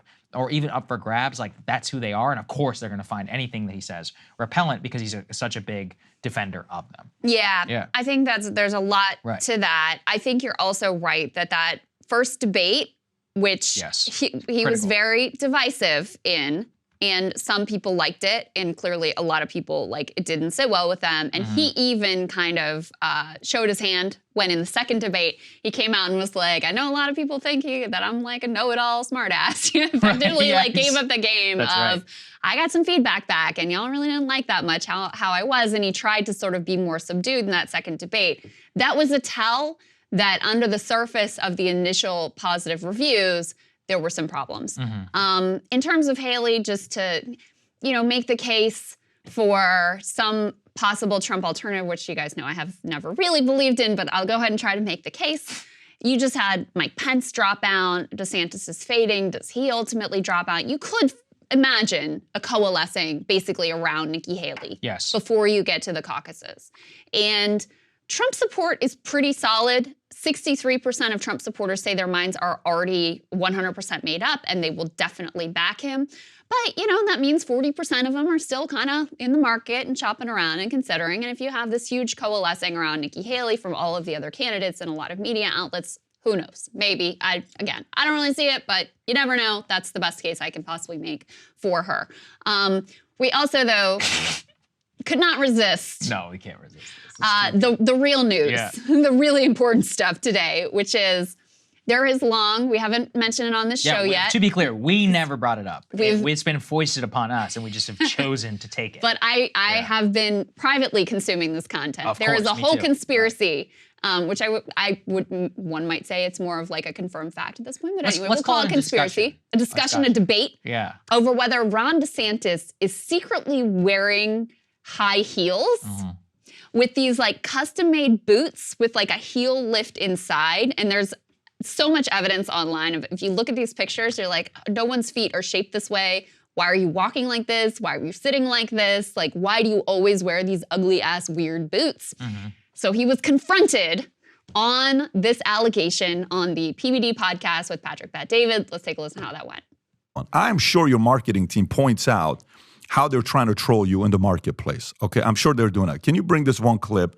I know you were on, what do you call it? On what was it? Bill Maher, and Bill Maher talked about the boots. I've seen you walk with these boots. Go ahead and play this clip. This on TikTok went viral. It doesn't have 1 million views. It doesn't have, 10 million views. This thing's got 1.2 million likes. And some people are wondering, what are they? I don't even, I haven't seen that. They've not shown this to you. Okay, No. What they're trying to say with this is that in your boots, you have heels. No. That's what they're trying to say. Those are just standard off the rack Lucchese. How tall are you? How tall are you, Governor? How tall? 5'11". 5'11". Okay. Why don't you wear tennis shoes and dress shoes? I do wear tennis shoes when I work out. Yeah, 100%. You do? Yep. Okay. I got a gift for you. I'd love for you to wear, okay, I shop at Ferragamo, okay, and I don't accept gifts. I can't accept it. So sorry. Brutal. Your reaction. I mean, I'm on the Lucchese he doesn't website. deny it. I mean, look, the issue is that given the analysis of the walking and of the way that I've also seen his boot placed whenever he's sitting, which shows still like an elevated calf as if he's wearing a heel, I have to come down on the side of heel lift. The only way that it is possible is I'm on the Lucchese website, and I believe I'm looking at the exact model that DeSantis has. And in it, it does have like a semi-substantial heel lift to it, okay? So it's like a little bit of a heel. I mean, I'm wearing dress boots right now, for example, just so we can put these, where are they? Okay, all right. All right, let me cut to it and I'll like, which way will it actually show? Like There, this? wait. Like this? There. Okay. There we go. All right. All right. On the desk. Right here? I think Essie Cup did this once. Okay. On Red Eye. All right, 3, 2, 1. So I'm wearing dress boots, like for example, people can see there is like a slight heel that is on there, but when I walk, if I were to stand up right now, like you can look at my calves and like I'm still able to stand up completely like straight. a normal person. Right, so that is why, even when I do, because that's why I had to test out. I said, I don't actually often wear dress boots, I just got these. So I'm like, well, maybe it's like a dress boot thing, but I don't think so. And I've looked also, so Marshall actually, at his wedding, he wore cowboy boots with this suit, and he also didn't look like, and I believe they're I don't think it's the same, I think they're Tecovas. But in terms of the heel lift, whenever we were like, his gait did not appear to do the same thing. So based upon my anecdotal evidence, my own personal experience, and from the videos, I have no choice but to conclude that he is likely wearing some sort of heel lift. Yeah, so I assembled a little bit. There's tons of evidence in addition to this online, but I did assemble a little bit of my own evidence to present to the audience. Go ahead and put this up on the screen. So this is DeSantis walking. Why are you walking? Yeah, like that's that what I'm is a talking weird, about. It is weird way to walk. So why are you walking in this strange way? All right, go to the next video. This is a guy, the next video is of a man wearing heels who is not used to wearing heels. And it's a very similar That's right. gait. That is it not? Yep. To me, this is very persuasive and compelling evidence that there is something going on with the boots. Now, Kyle and I have been having this ongoing debate. Obviously, it's a ridiculous thing, and Saagar, you can go through the history because we were looking at it this morning. I have it in front of me. I'm ready. There have not really been short presidents, at least in modern history, so it's not like it's an illegitimate concern. But Kyle and I have been debating, like, obviously it's a ridiculous thing to do in the first place, but let's assume you did it. You read the stats, you were like, okay, there are no US presidents who are short. I gotta add at least like 3 inches here to my game or else there's no way I'm gonna win. So you do it and you get caught. Do you just continue to lie or do you come clean? You gotta lie. You take it to the grave, you maintain your 5'11" till the death. These people are all professional liars anyway. Who cares, It's like, and who's really gonna ever find out about it?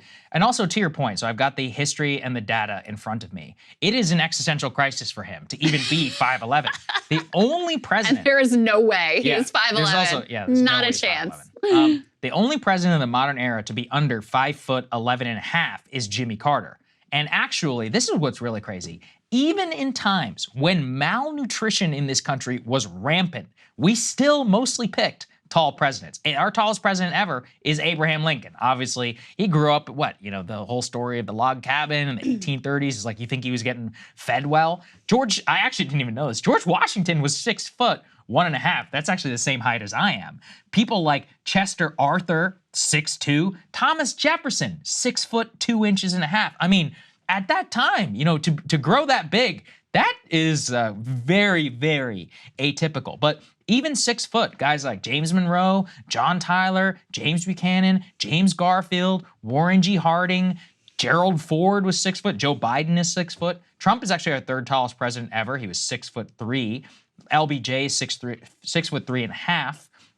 And as I said, the only president of the modern era to be below 5'11.5", which was George W. Bush, to be clear, is Jimmy Carter, who came in at 5'9.5". Also, that's why previously I've been talking about Mike Johnson, and I was like, man, he's only 5'8". This is what I'm saying. Like, look, don't hate the player, hate the game. It's like most people who make it to the very, very top of American politics are pretty tall. You don't blame me for that. That just appears to be the way that voters respond. There's probably a lot of ingrained bias and all these other things that obviously all throughout history has applied to our politics. It's very clear. Well, there is something hopeful about this, which is that Pete Buttigieg is 5'8", according to there we go. He may not even be that. So that makes me hopeful. Maybe perhaps he will never be president. So that's one glimmer of on the side of the bias against short people here. But DeSantis could have owned this. He could have been a trailblazer, an icon for short men everywhere.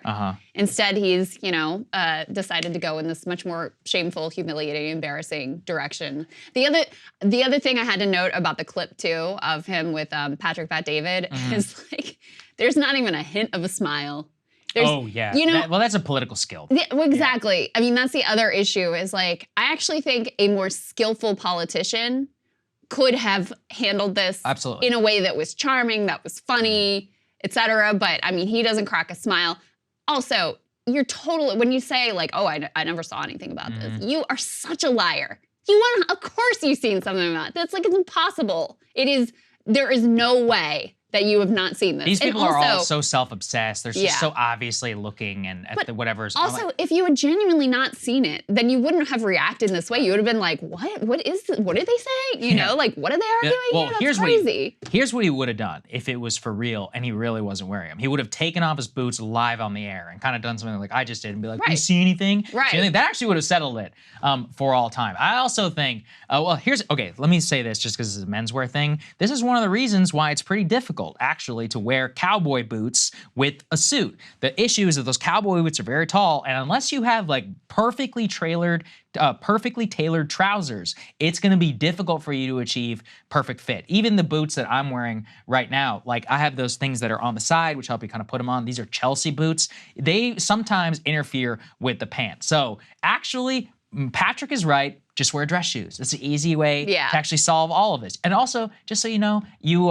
can get dress shoes with lifts in them, or you can get dress shoes which have a little bit more of a heel. A lot of guys do that. He doesn't want a little bit more of a heel. Well, then that. He wants. That's in the whole. He wants to add like at least 3 inches to what he's got going on. So I come down on the side of he is wearing heel lifts. Also, for anyone who's like, why are you even covering this, guys? We need to have some fun in our lives. Okay, this is the fun that we get to have. The viral TikToks and all of that have basically convinced me. If I ever meet him, I'll probably have a chance. At least in the next year or so, I'm gonna scope it out and see how tall he actually is. Yeah, and I will definitely. report back. Another thought I had is, didn't he play on the like Harvard baseball team or something? I don't know. I wonder what they listed his height at, which usually do they do that? sports statistics are usually inflated, anyway. So if they weren't even listing him at 5'11", then he's like, usually they add like a couple inches to whatever they claim the height is. Captain of the Yale baseball team. Yale, that's right. Yale, Harvard, Yale, whatever. It's all the same to me. So anyway, that would be another avenue of investigation for any sleuths out there that did occur to me, but I was too lazy to actually pursue. You heard it here first. Okay, time to make the hardest turn in history from Ron DeSantis' heel lifts to matters of literal life and death and the human beings who are suffering in the midst of what is happening in Israel and in Gaza. Let's go ahead and get to our guest, Gili Roman. Joining us now is Gili Roman. He is the brother of missing Israeli citizen Yarden, his sister. He's in Washington to bring awareness about Israeli hostages and in order to make sure that we keep the spotlight on them. So Gili, we are so honored to have you here in the studio. Thank you for joining us. Thank you. So Gili, you're here in Washington. We were connected through some mutual friends, and I was told that you were here in order to raise awareness about the hostages. So just tell us about why you've decided to make this trip here to Washington, what you want people to know, and what you want people to know about your sister as well. As you say, it is about awareness. It's crucial for us that the American people will not only stay by our side, but will stand with us. And for that, it's important, even vital for me, first of all, to share the story. Our specific human story as a representative of over 200 excruciating stories of innocent civilians being held hostage inside of Gaza by Hamas, and also to expand the explanation of why is it a shared story, why this attack is not only on us, but it's also on our shared values on the Western world. So this is something that it's important for me to lay out and explain. And this is why I've been to Berlin also. My sister is a German citizen alongside her Israeli citizenship. So we've been to Berlin and I extend this message as well over there. And now I'm doing it here. Gili, if you don't mind, can you share what unfolded that led to your sister being missing and you expect being held hostage by Hamas? Yes. So my sister and her husband Alon and my niece, her daughter Geffen, she's 3.5 years old, went to visit Alon's family in Kibbutz Be'eri.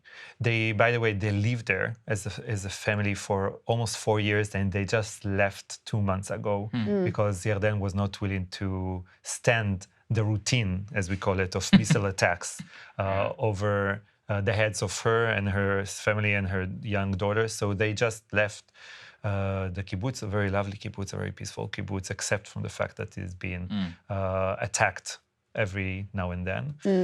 But they went to visit. We just finished a family trip in South Africa, all of us together in a small caravan. We came back on Friday and they went to Shabbat dinner. And on Saturday morning, the alarms woke all of us up in Tel Aviv, in the south. And they went to the shelter. We exchanged some messages. I was very worried about her. Initially, the regular worries, and then it expanded when we saw pictures of terrorists inside with jeeps, armed terrorists in different cities around the Gaza border. We understood that their kibbutz might also be infiltrated. And it did. Our last correspondent was at 10 a.m. And we know that around 10:20, they were abducted from their home. Firstly, Alon's mother, Geffen's grandmother, was taken outside of their home. We saw it because Hamas published the video of her being taken alongside with 3 other civilians outside of their houses. It was kind of like a calm walk. So we said maybe they are being gathered, collected. But a few days later, we saw the continuation of this video. I saw it on Instagram. Then Hamas published the 4 civilians dead on the ground in their own pool of blood. This is how we found out she was murdered. That was confirmed a few days afterwards by the Israeli authorities. Afterwards, his sister Carmel was taken, and she's also been probably held hostage in Gaza. And then Yarden, Alon, and Geffen were taken together, put inside a Mitsubishi with 4 armed terrorists, and a driver taken towards Gaza. And what happened is they decided to escape. They decided to run away from a moving car. They seized an opportunity where the terrorists took off the car for a few minutes, leaving them with only the driver driving towards Gaza. They just jumped off. Oh my God. Geffen was in the hands of my sister. They started to run for their life. Then the terrorists noticed them, started to run after them, shooting at them. And at that point, Yarden realized that it's not efficient enough when she's holding Geffen, and she decided to let go of the most precious thing in her life. I'm sure that many people will understand and relate. Gave her to Alon, and he was able to run faster to find a hiding spot. He hid there with Geffen for over 12 hours. With no food, no water, absolute silence with a 3-year-old. And then through dark time, he started slowly walking in this battlefield full of terrorists, managed to arrive in the morning to the entrance of the kibbutz where our troops were already present. And then we got a phone call for him explaining what happened, because we were, of course, worried at home, but hoping they were, as I said, collected. Maybe somebody negotiated for them. We waited for a call from Yarden, and he explained to us what happened. And he told us that the last time he saw my sister, when they diverted after she gave Geffen to him, and she was stopping to hide behind the tree from the bullets. So this is what we know for sure that happened. The other information that we have is just once I ended this conversation, I understood I have to go to Be'eri, to the battlefield, and look for her. Right. So I just put my uniform on. I'm an officer in reserve, and got into our family car straight to the battlefield, and just day after day worked with our troops on the ground, unit after unit, because they were replaced almost on a daily, half-daily basis, to inform them, to explain to them, to convince them to come with me, to find the special unit, the special trackers that will help us. The area and the kibbutz were liberated only on Tuesday. So only on Tuesday and Wednesday we will be able to do extensive searches, not just 1 hour, 2 hour searches. So the last search was almost 5 hours. It was very extensive with the trackers, and they came to the conclusion, according to the footsteps that witnessed around the area of the tree, because I also asked Alon to come back again and find the exact tree. Which tree? And he found it. Wow. Just imagine that he had to come back to the place where he was running from. So they concluded that she was taken again into Gaza, most probably without a fight, which is very characteristic of my sister. She is a very wise person, so I guess that once she understood that she cannot run away, she just went with them, because we didn't find any signs of blood or injury or struggle. And we really hope that she is there. It's a very twisted hope, but this is the hope that we have. The best that we can have, that she's in the hands of probably the most brutal, inhumane people on earth right now, but they have her life at their hands inside of Gaza, and we hope that she's healthy and relatively safe. And it's more than 3 weeks. We're soon going to get to 4 weeks without my sister, without any knowledge of her, without any sign of life, any sign of her health. So also the sense of urgency is something that it's important for me to convey. I can't imagine. And so have you received communication from the Israeli government on this? Have they been able to, tell you anything about that? And how has that process been? I know there's been, we can only read in our, the English media in Israel. There's been some tension with that. Maybe you could speak to that firsthand. Our audience would certainly love to hear it from you. So in terms of information, specifically to our case, the information that the authority has and the military has, it's the information that we gave them. We were much more informed than them. There are some people who the IDF has more information with different sources. We will not elaborate. Not in the case of my sister. And we are really hoping and looking forward to get some information. And I trust that they're doing their utmost best. I know that they invest a lot of efforts in order to get some proof, but it's extremely difficult. You need to understand that it's not the situation that everyone were captured together, being held together, and being taken care of together. It's probably very scattered. Not all of them in the hands of Hamas. My sister is most probably in the hands of Hamas, because we know which unit, let's say, took them, because they identified themselves. But this is more or less what we know. And obviously the lack of information and the helplessness is the most excruciating part of this all. Yeah, of course. Yeah, it's a nightmare that you're living right now. I can't even imagine. Yeah. When you have seen, there have been a few hostages that have been released. There have been a few hostage videos that have been released, obviously under duress from Hamas. A new one just came out yesterday, as a matter of fact. What are the emotions, or what are you feeling when you're seeing these pieces of information leak out? So I would say it's contradicting emotions. So on the one hand, I'm very happy. Not for me, but just for them. Just to see people, I think everybody should be happy when you see people, innocent people being rescued, getting back to their families, reunited. That helped me to imagine me reuniting with my sister. And you see that it's hard for me not to smile when I'm thinking about it, thinking about her and Geffen reuniting again. Those two were almost inseparable.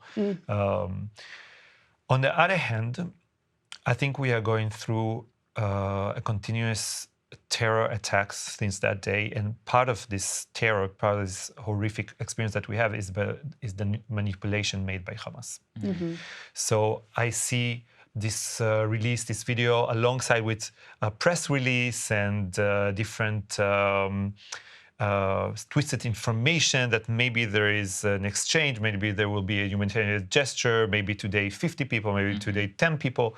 All of this I consider as severe manipulation that's supposed to extend the terror that we are experiencing as family and in general as Israelis and around the Western world.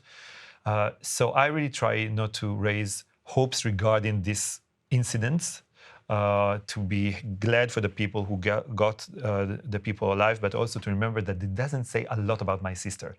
Because at the same, it does say that maybe, and this is our hope, that she's been treated as they are treated. But we also know that Hamas can treat different people in different ways. So when we imagine that maybe she has a relatively safe day and being treated like we know that some of the hostages that have been released are treated, the same chances are that she's been beaten every day, God forbid, being raped or tortured or whatever you can. There isn't any horror. I know that we are right now on the verge of Halloween, right? It's a horror. So there isn't a horror that we can imagine that is out of the question with Hamas.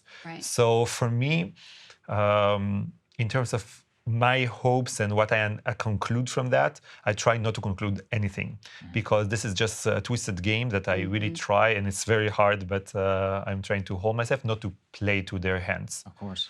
Yeah, I can't. It must be so difficult. Do you have confidence right now that the government is doing everything possible? When you're here in Washington, are you going to be meeting any lawmakers or any other decision makers and other thing? What's your message to them about how you want this to be resolved? Yes, of course. So it's hard to say if they're doing everything possible, but I'm more reassured in the last few days, at least from the side of the Israeli government, that they invest more and to put it more in a top priority. I think it's also related to the change of government that we had a little bit. Can you explain that to our what happened is that, as you probably know, we had a very right-wing government, the most right-wing government that we ever had. And also some of the ministers in that government expressed their, let's say, lack of, I wouldn't say empathy, but lack of attention towards the hostages issue, putting first the need of victory, and dismantling of Hamas and taking them out of power, which we all agree upon. I think everybody understands that it has to happen. They have to pay the utmost price for these atrocities. But there were kind of voices saying that we should not take into consideration the hostages. We'll deal with them after the war will be over, which is completely unacceptable. And I think that now, after some more moderate Knesset members, party enter the government, I feel that there is a little bit of shift, but maybe it's just the shift of time and the way that they decided to strategically conduct this issue. So I don't know how to read into it. But I think that the Israeli government invests in more, and also I'm being asked a lot about the ground invasion so I think that currently Israel is working in a pretty calculative manner, not letting Hamas decide what should we do and when should we do, and on the other side, not doing things that are irreparable. That it's hard to get back and are too dangerous for our people. So you're watching very closely. I'm watching very what the closely, very military carefully. actions are. And I want to say that one of the things that are also reassuring is the commitment that we see by the US, also by Germany and some other Western actors. Very firm commitment, not only to the general issue, but specifically to the hostage issues. And for me, it's vital to be here to talk to you and to the public, but also to different officials and politicians in order to remain this issue a top priority for all of them, not just because they are American or German citizens, just because they are human beings. They're people. People. We are talking about over 30 kids held their babies, elderly people, ill people, women, of course, mothers. This is something that nobody should accept, and I'm saying it over and over again. This is a case study of terrorism. We are just the guinea pigs of the West at the moment, and they are watching closely what is being tolerated by the West, what is not being tolerated by the West, what is the price tag of it, how much the West is going to accept, fight for the release of the hostages, what will be the consequences for Hamas of this kind of behavior. And I think that every single terror organization and terror supporting actors in the world are currently watching all of us, not only Israel, all of us, trying to see what are we going to do, what are we going to accept, and what aren't we going to accept. So this is really crucial, not just for us. This is why I said earlier, it's not just staying by our side, it's staying with us. Yeah. Gili, you, in addition to being the brother of Yarden, you've also been peace activist. Yes. Has the experience of this horror changed your political views? Has it changed your view of what peace would require and what it might look like? So yes and no. I would say I would start with the yes. Maybe it's easier to comprehend. I invested a lot in peace education. That was my leading role in my previous job as a head of international boarding school for peace in Israel. I had a lot of Arab students, Palestinian students from the West Bank, even from Gaza, from different Muslim countries, alongside Israelis and internationals. I invested a lot in conversation about the conflict and resolution and reconciliation. I think it's vital. And I think that we have to seek compromise. What these days taught me, reminded me, let's say, amplified, is the thing that cannot be compromised. And the thing that cannot be compromised is the jihadistic ambitions to eradicate certain people, certain state. It's not, by the way, it's not only our state and it's not only our people, and values. And you cannot negotiate, and we did a lot of simulation of negotiation and a lot of conversation, and I hope that we'll be able to find a ground to do it again. Because the Palestinian cause for liberation, for independence, is a legitimate cause. I have a lot to say about how complex it is, but I think we can all agree it's legitimate that they will seek for it and they will criticize the Israel for some of the things that we are doing. But the cause for eradication, the killing of people, and the ambition to create another Muslim empire without Western values and without Western people, let's say, it's completely unacceptable. And we cannot compromise on that.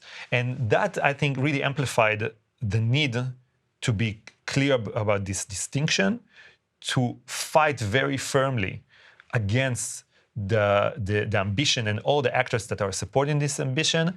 And on the other side, this is the part where my views have not changed, that we have to still find a way. I honestly don't know how will it be done, to find a way to build trust again, to find a way to deal honestly and patiently with the relevant issues, with the legitimate issues, with the conflict, which is very, very, very complex. But I believe that along the years can be resolved if there will be no integration, a very sick integration between the Palestinian cause and the jihadistic cause. As long as this integration is happening, there is nothing to talk about. And the Israeli people will never feel secure, and you will never feel secure. And once it will be diverted, it will be separated, I hope we'll be able to find this kind of solution. And I can say as a history teacher, in the end, conflicts end. It's just a matter of whether it happened in your days, in your children's days, in your grandchildren's days. No conflict lasts forever. Right. So just what is my ambition? That it will happen in our time. Yeah. But this compromise will have to be a secure compromise. It will have to be a reasonable compromise for all sides. So as you say, it's a complicated answer. Well, I think it's unimaginable that you are able to hold on to that hope in this time. And I think that should be a source of inspiration for everyone. And just imagine that my sister gave Geffen to Alon to protect her life, to protect her future. She was willing to do this sacrifice and be separated from her daughter in order to secure her future. So, of course, I'm very worried about my sister. I want her back, but also I share the same goal as she does, which is to secure the future of my niece, which is composed by these two parts that I told you, which is the eradication of the radical jihadistic ambitions and trying to find a sort of solution, a sort of path for peace. So I think for me, it makes sense. Yeah. Gili, thank you so much. Thank you both. We will pray for you every day. And good luck on your trip here. I hope that people with power are listening to your message. I hope you guys are listening to this message as well. And we'll be thinking a lot about you. Thank you, Gili. Thank you. Have a good day, and thanks to the audience for Always. listening. Let us know if you need anything. We'll see you guys later.